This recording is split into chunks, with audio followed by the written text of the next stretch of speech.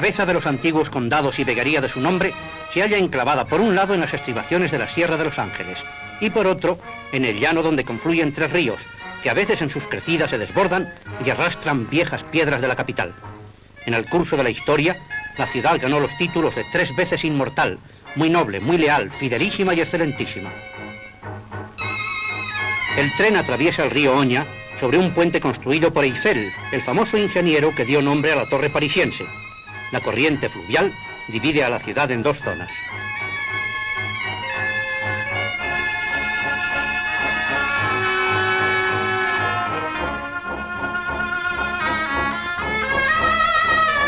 El barrio del Carril está unido al casco urbano por la plaza del Marqués de Camps. El jardín y la fuente, los graciosos detalles del monumento, acusan la finura y la gracia de este plácido ambiente. En la verde y fértil explanada de la dehesa, la plaza de Les Boxes justifica su nombre con los aficionados que demuestran su habilidad y pericia en la bolera.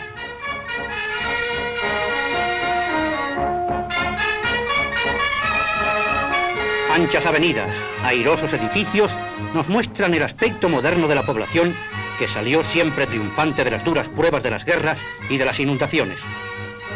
La Plaza de la Independencia señala otro de los céntricos lugares de la ciudad.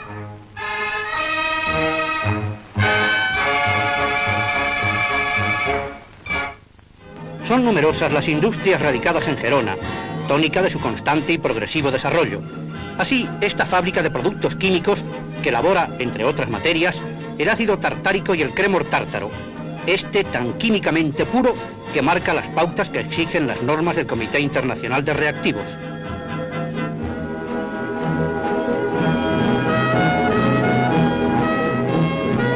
En sus almacenes se acumulan los barriles y las cajas de los productos destinados a la exportación.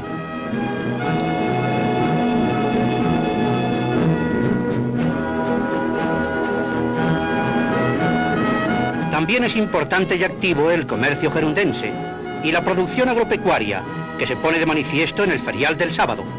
Los ganados de todas clases revelan el esmero y el esfuerzo de los criadores. Compradores y vendedores se entregan a sus respectivas actividades, donde se pone en juego la combinación de la oferta y la demanda. Hay donde elegir y con verdadera abundancia.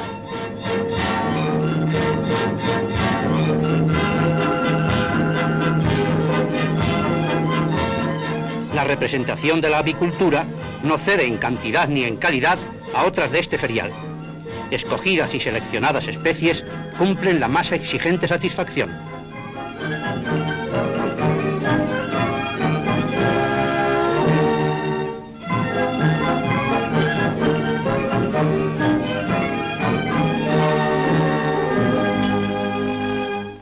Por uno de los numerosos puentes que cruzan el río Oña, pasamos a su orilla derecha, donde está enclavada la zona más antigua, que se encarama en anfiteatro por la ladera de la montaña. A la parte alta se asciende por la subida de Santo Domingo. En ella encontramos la plaza del mismo nombre y la universidad, que fue fundada por Alfonso V de Aragón.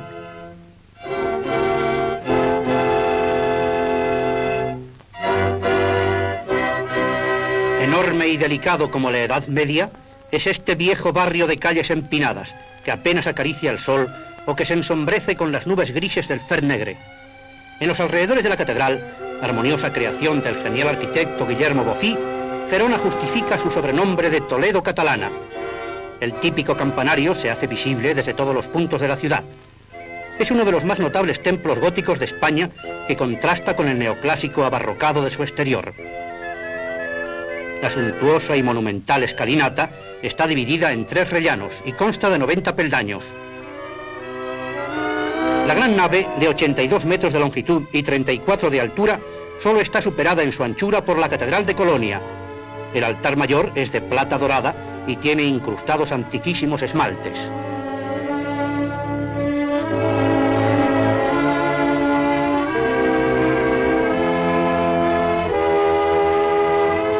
El entramado del ábside es esbelto y armonioso. Los claustros adoptan una forma trapezoidal. Son una bella obra románica del siglo XII. En la montaña vecina encontraremos la demolida fortaleza de Montjuïc, uno de los baluartes que defendieron la ciudad contra el acoso de sus invasores.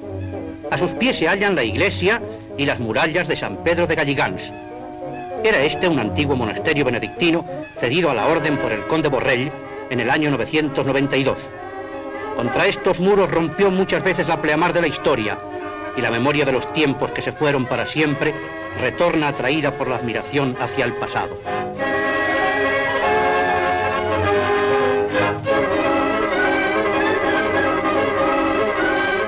Por la abertura hendida en las piedras salimos al exterior. El senderillo que circunda la línea de las antiguas fortificaciones nos facilita el camino. Puede afirmarse sin exageración que en todos y en cada uno de estos lugares se inscribe un esfuerzo memorable del pueblo y de la raza.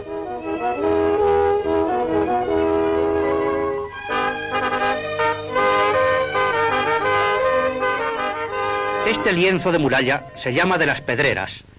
Durante las jornadas gloriosas de los sitios, la población de la inmortal ciudad, cuyo censo total no llegaba ni a la cuarta parte del ejército asaltante, luchó contra las tropas de Napoleón. El lienzo de Martí Alsina reproduce este episodio. Otro tramo de la muralla llamado de los alemanes. Unos muros en forma de cuña unían la torre Gironella con el recinto fortificado. Aquí se libraron cruentos combates contra las fuerzas del que quiso ser árbitro de los destinos de Europa y al que España dio lección de su indomable independencia. El cuadro de Álvarez Dumont, El gran día de Gerona, nos lo recuerda.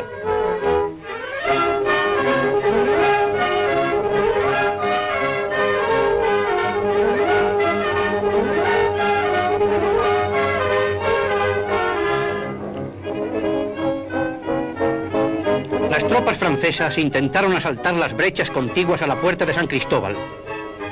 Los pinceles de Pons Martí evocan el hecho de armas en el que los atacantes fueron rechazados. Por la puerta de San Cristóbal volvemos otra vez a la ciudad.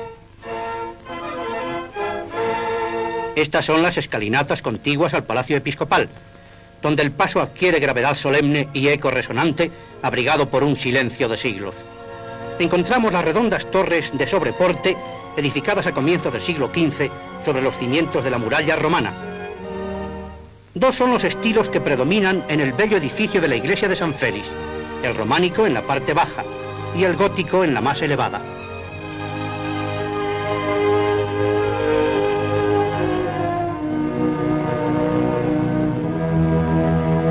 El templo ocupa el lugar donde fueron inmolados los santos Narciso y Félix.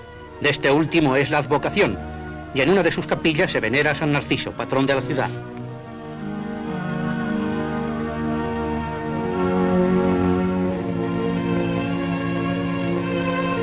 Aquí se halla el mausoleo de las heroínas de Santa Bárbara, donde duermen el sueño eterno algunas de las esforzadas mujeres gerundenses de los sitios de 1809. Pidieron permiso al general Álvarez de Castro para formar una milicia femenina dedicada al socorro y asistencia de los soldados y a llevar víveres y pertrechos de guerra a los puestos de combate. De su valor y sacrificio dan cuenta las obras pictóricas que tomaron inspiración del episodio, así los cuadros de Martí Alsina.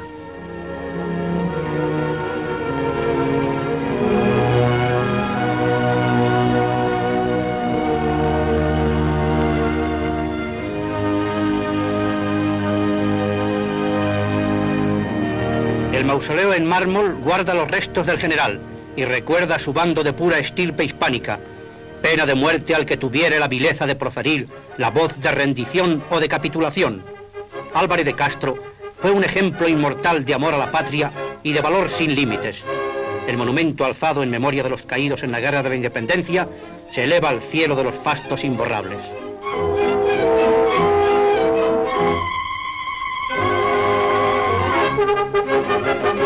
El campo y el sol, en los amaneceres y en los ocasos, contemplan desde lejos los baluartes y murallas de Gerona, la noble y la leal.